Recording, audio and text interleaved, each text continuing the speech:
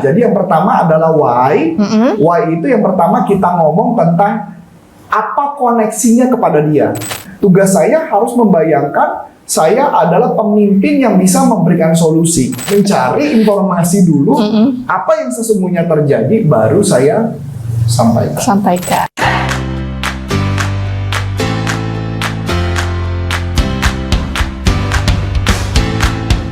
Halo teman-teman, kembali lagi dengan saya Aisyah di YouTube channel Panduan Bisnis dengan NLP. Sahabat NLP, aku mau bahas nih pada sesi kali ini, sebenarnya nih ya, sahabat NLP, gimana sih sebagai pemimpin ngomong atau berbicara ke bawahannya. Kadang kan kita sebagai karyawan ya merasakan nih, kok atasan gue sukanya marah-marah gitu ya. Kok yang ini pelan banget ngomongnya. Sebenarnya cara ngomong pemimpin itu harusnya seperti apa sih? Sebelum kita bahas lebih lanjut, kita simak yang berikut ini dulu ya. Sebelum Anda lanjut nonton video ini, silakan Anda subscribe, like, dan share kepada teman-teman Anda sehingga channel ini bisa bertumbuh. Oke sahabat NLP, kita sudah kembali lagi nih. Sekarang kita sudah bersama Coach Antonius Arif. Kita sapa dulu yuk coachnya. Halo Coach Arif. Halo Coach, kabarnya sehat? Sehat. Sehat, masih semangat Coach?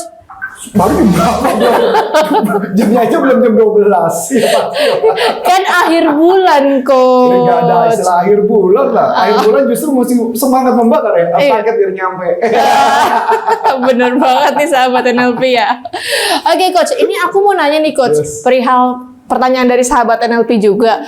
Coach, gimana sih nih sebagai pemimpin Coach, cara ngomongnya itu yang benar itu kepada karyawan itu kayak gimana sih? Jadi gini, kalau kan ada macam-macam ya. Kalau cara ngomong itu kan berarti ngomongnya kan ke banyak orang. Atau ngomong dalam arti memberikan feedback. Tujuannya beda-beda nih. Tapi pada dasarnya cara ngomong itu standarnya adalah memakai konsep format system. Format system? Ya, 4MAT. Ya, jadi ini dalam konteks ini ya, kecuali nanti kalau berkaitan negur, nanti pakai format, cuman ada tambahannya. Oh, kalau ini format system untuk general gitu? Secara general. Oke. Nah, jadi yang pertama adalah why. Why itu yang pertama kita ngomong tentang apa koneksinya kepada dia. Apa kepentingan orang itu ketika sebelum kita tegur. Kepentingannya apa? Misalnya saya mau menegur tim sales, berarti kepentingannya adalah untuk mereka dapat komisi yang lebih besar. Bukan saya ngomong omsetnya ini jelek banget, perusahaan nanti rugi, itu nggak kepentingan buat dia, nggak ada. Kalau istilah sales kan mungkin gini, kalau sales ini ngomong kayak gitu ya, lo tau nggak, penjualan tuh jelek banget, kalau penjualan tuh jelek, perusahaan nggak nyampe target. Padahal dalam hati lo ngomong, itu kan urusan lo bukan urusan gue. Beda kalau saya ngomong, Ai, penjualanmu itu kurang bagus. Nah, bulan ini kamu mau bawa uang berapa, Ai, kalau mama penjual kayak gitu? Beda nggak rasanya? Beda-beda. Rasanya artinya atasan peduli sama karyawan. Iya, betul. Itu yang pertama, why. Oke. Berarti emang tekniknya itu why dulu ya, supaya target yang kita tanyakan itu bisa berpikir dulu ya Coach. Jadi kepentingan lu apa? Benar nggak teman-teman selama ini sahabat NLP? Jadi kepentingan kita apa? Cara ngomongnya itu dulu prosesnya yang harus dilakukan. Nah, yang kedua adalah what. What itu adalah apanya yang mau ditegur. Isi kontennya yang mau ditegur, ya. Nah, isi konten udah nggak terlalu penting lagi. Yang penting isi kontennya, tapi yang paling penting adalah why-nya dulu. Why-nya dulu. Nah, why ini bukan pengertiannya dalam arti bertanya ya, tapi dalam arti mengenai sebuah statement-nya. Nah, kemudian what adalah cara apa? What adalah apa tegurannya. Kemudian adalah how. How caranya, apa yang harus dilakukan supaya meningkatkan penjualan. Oh, jadi gitu ya sahabat NLP. Berarti nih Coach Arif tadi bilang ada why, what, sama how. Oke. Nah, sekarang yang keempat adalah baru kita ngajakin mereka diskusi. What if namanya. Jadi ada pertanyaan dulu sampai sini, itu adalah sistemnya, cara menegur. Nah, teknik itu bisa kita terapkan ke semua hal. Baik mempresentasi perusahaan, mau bicara dengan anak, mau bicara dengan siapapun, mesti diurutkan seperti itu dulu. Emang kalau misalkan nggak berurutan, apa yang terjadi Coach? Nah, yang terjadi kalau langsung menegur, kan kayaknya aneh gitu loh. Nggak ada prolog apa, nggak ada cerita, nggak ada ujian, totalnya main langsung ditegur. Kamu tuh penjualannya apa, jual babat, kamu gimana? Kan aneh ya?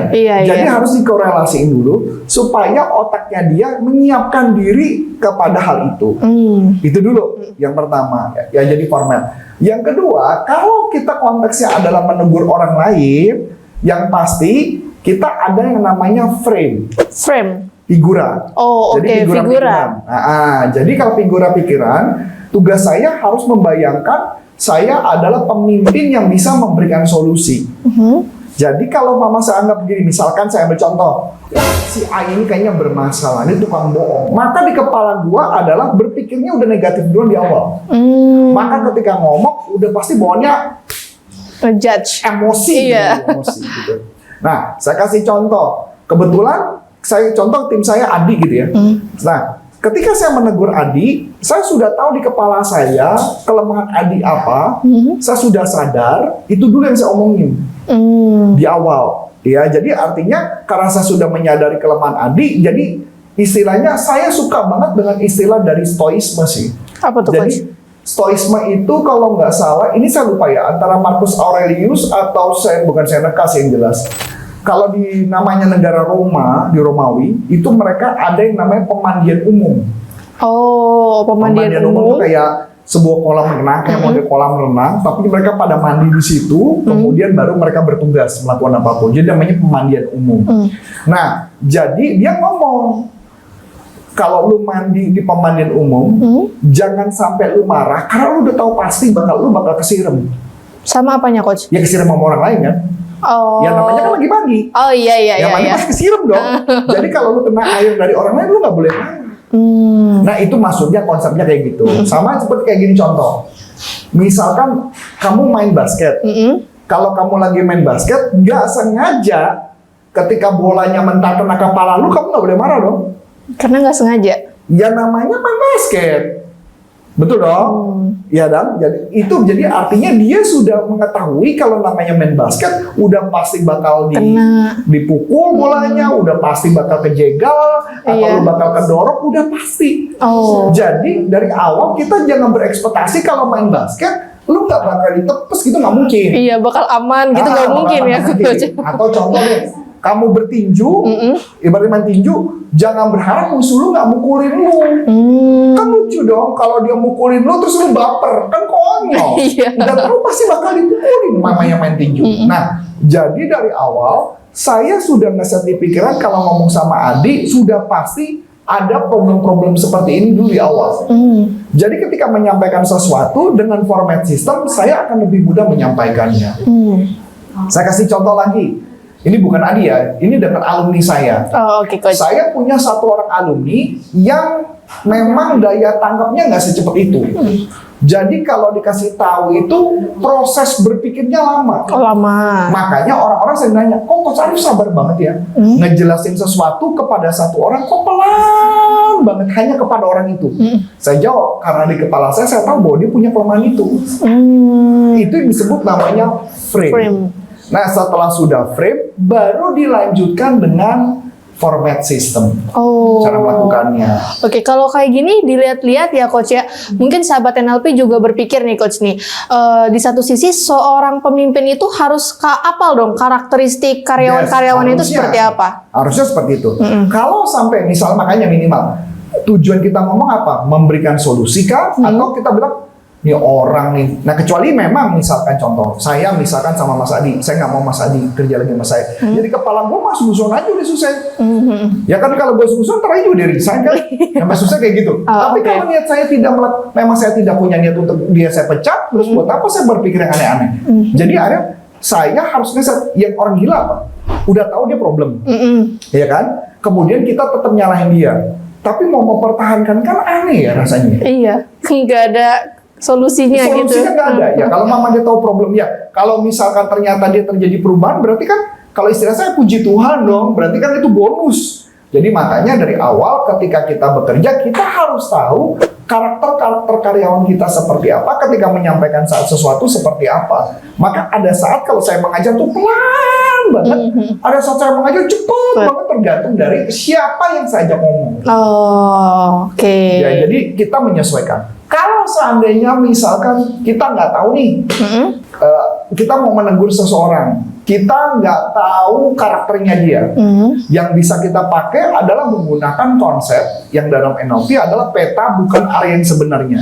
Peta bukan area yang sebenarnya. Contohnya adalah saya nggak tahu ketika saya menegur Ai, saya nggak tahu kenapa Ai melakukan itu. Melakukan kesalahan konyol itu, menurut saya konyol, menurut Ai mungkin enggak. Saya benar kok. Nah, tugas saya adalah mencari tahu di jalan pikiran Ai, apa sih itu yang disebut peta? Apa sih, kenapa sih Ai berpikiran seperti itu? Saya perlu tahu jalan pikiran Ai, baru kemudian saya menggunakan format system. Saya mengetahui jalan pikiran Ai, kemudian baru saya pasang frame untuk solusi, kemudian baru format system. Berarti sebagai pemimpin juga kita mencari tahu dulu nih ya, menggali. Betul. Apa sih maksud tujuan dia melakukan itu? Betul, karena pada dasarnya saya kasih contoh, jadi menurut saya seperti ini, tapi menurut orang enggak. Saya cuma mau cari tahu, kok bisa jalan pikirannya seperti itu, berbeda gitu. Jadi nggak bisa saya semerta-merta langsung marah gitu aja, enggak. Kayak tadi pagi gitu ya, saya ngomongin tentang salah satu aplikasi, terus kemudian aplikasi itu tersebut pakai user ID-nya pakai email, kan saya melihat bahwa kok kenapa dia menyebutnya ada gratis 3, saya perlu tahu dong logikanya. Nah makanya kenapa saya telepon, saya tanya dulu apa yang terjadi, itu disebut namanya peta bukan area sebenarnya. Karena kalau orang diajak ngomong kan langsung ngomongnya sepotong-sepotong. Ya apalagi waktu itu kan saya bertanyanya ke Adi kan, berarti Adi orang yang kedua. Adi menyampaikan saya berarti orang yang ketiga. Jadi ketika saya bertanya ke Adi bilang pokoknya gitu Pak. Lah gitu itu yang bikin emosi kan. Nah makanya tugas saya adalah mencari informasi dulu apa yang sesungguhnya terjadi, baru saya sampaikan. Jadi artinya gitu ya. Jadi peta bukan area sebenarnya, kemudian adalah frame, baru format system. Oke, sahabat NLP. Jadi seperti itu ya. Gimana sih sebagai pemimpin nih kita mau berbicara kepada karyawan, ada 3 tahapan. Kalau misalkan kita belum tahu nih maksud tujuannya, kita harus mencari tahu dulu peta yang bukan area yang sebenarnya. Peta yang bukan area sebenarnya. Kemudian baru kita lakukan frame. Yang terakhir itu baru teknik format sistemnya ya Coach ya. Oke Coach, mungkin itu aja nih. Terima kasih banyak. Aku mau bagi-bagi ebook kepada sahabat NLP. 3 teknik atau 3 tips menemukan mental block dalam diri dan cara menterapinya. Sahabat NLP mau nggak nih? Pasti mau dong. Itu kan ilmu yang bermanfaat banget buat diri kita sendiri. Kalau sahabat NLP mau, gampang banget loh caranya. Tinggal kunjungi deskripsi YouTube ini ataupun langsung kunjungi komentar paling pertama di atas. Teman-teman tinggal isi biodata seperti nama, email, nomor telepon, nanti e-booknya akan dikirimkan langsung. Oke Coach, kalau mau mengikuti pelatihan NLP gimana caranya? Bisa masuk ke nlpleadershipindonesia.com. Kebetulan memang ada jadwal pelatihan untuk Licensed Business Practitioner of NLP, khusus untuk para pebisnis, orang-orang para pebisnis yang mau meningkatkan kompetensi mereka menjadi punya kemampuan mempengaruhi orang, menjadi kemampuan untuk mengembangkan tim dan sebagainya, dan juga merubah mindset pemikiran orang. Bisa masuk di nlpleadershipindonesia.com dan license langsung dari Dr. Richard Bender. Itu aja? Iya. So, akhir kata, saya Coach Antoni Sarjan. Saya Aisyah. Mengucapkan terima kasih, sukses buat Anda, sampai jumpa. Bye-bye.